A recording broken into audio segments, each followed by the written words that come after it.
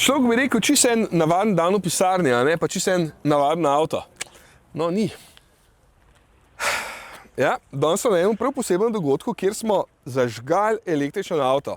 To pa zato, da pokažemo, koliko so v resnici nevarni ali pa koliko so bolj varni.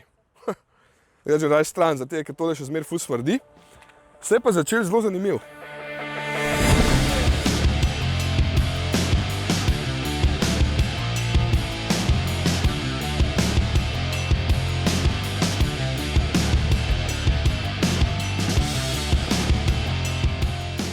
Danes smo želeli pravzaprav povedati dvoje. Prvo je, da ovržemo mit, da električni avtomobili se kar užigajo, da to kar gori kot bakla in da se to ne da pogasiti.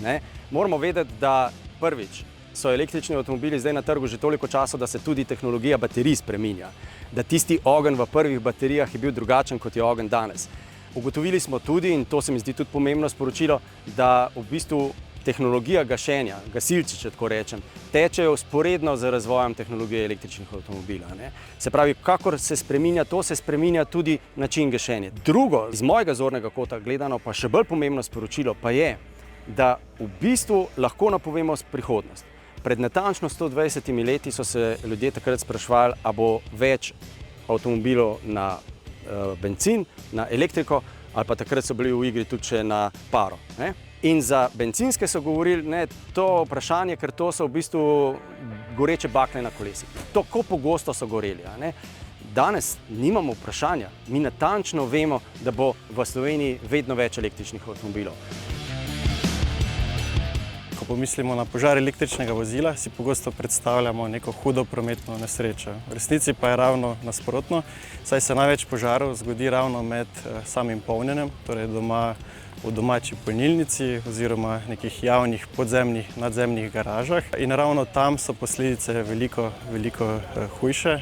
Ravno iz tega razloga, ker požar preskoči na sosednja vozila, na objekte. Vemo, da v garažah hranimo razna baterijska orodja, do posodic z gorivi in tam so posledice veliko večje. In iz tega razloga moramo ustrezno avto vzdrževati moramo samo polnilno infrastrukturo in pa seveda se ustrezno zavarovati.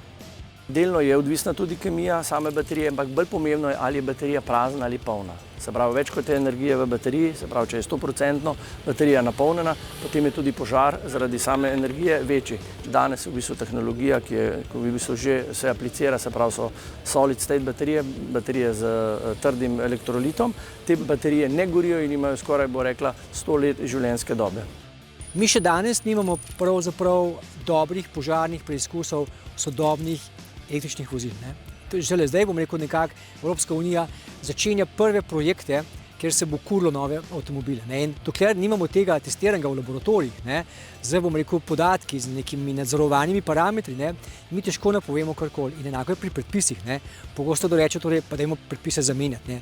Predpise je težko zamenjati, če nimaš neke tehtne osnove. In to je zdaj, bom rekel, nekako paralelno. Teče, ampak teče mogoče nekoliko počasneje, kot bi človek hotel imeti. Ja, no. Sicer stal je še, volan tudi, tako da mogoče bi šlo, samo ne vem, če bi se odpeljal z njim dam. Predvsem zato, ker ful smrdi. No, drugače smo pa pokazali. Jaz sem vedno mislil, da ga moraš dejansko potopiti v vodo in čakati 3 dni, pa so pokazali, da se z medijem da to kar hitro pogasiti. Zanimivo. Če pride do požara, je izredno problematično zaradi visokih temperatur izpuščanja plinov pogasiti tak požar. Naš edinstven vedi Bompet pa ima ta možnost endoternega reakcija ohlajevanja in ker smo endoterno reakcijsko ohlajevanje naredili na bateriji, ni moglo priti do ponovnega vžiga. Tudi v primeru, ko je plin še izhajal, kot ste vi videli, je prišel zraven z gorivo za to, požar se je trenutno ustvaril, vendar, ker je bilo dovolj našega medija, ni bilo treba nič dodavati, je dejansko, ker je naša tekočina delala svoje. Ta tekočina je na bazi vode, kemikalije, ki se uporabljajo, so vse v prehranski industriji, je zelena in neoporečni proizvod. Razlika je pa glih v tem, da naša tekočina s tem, da gasi, tudi endoterno ohlaja goreče snovi, zaradi tega ne more priti, ker ni več izvora ognja, ne more priti več do pobega požara ali pa do ognja. Kar smo želeli povedati in iz mojega zornega kota zelo pomembno sporočilo pa je, velika dodana vrednost električnega avtomobila za vsakega uporabnika in tako tudi Slovenca je, da ga bo lahko polnil doma. In ko razmišljate o tem, da bi kupili električni avto, ne pozabite na to, da preverite, kakšna je doma električna napeljava, kakšno polnilno mesto boste naredili, zato ker večina ljudi ima danes v Sloveniji hiše, ki so zelo primerne za vse tiste, ki razmišljajo o tem, da bi imeli električni avto, iz 70-ih, 80-ih let. Elektrika tam dela zdaj, ampak ko pa enkrat priključiš gor avto, je pa treba to preveriti, ker napoved naša je za prihodnost. Če tega ne bomo naredili, potem bo gorel v hišah ne avto, ampak napeljava.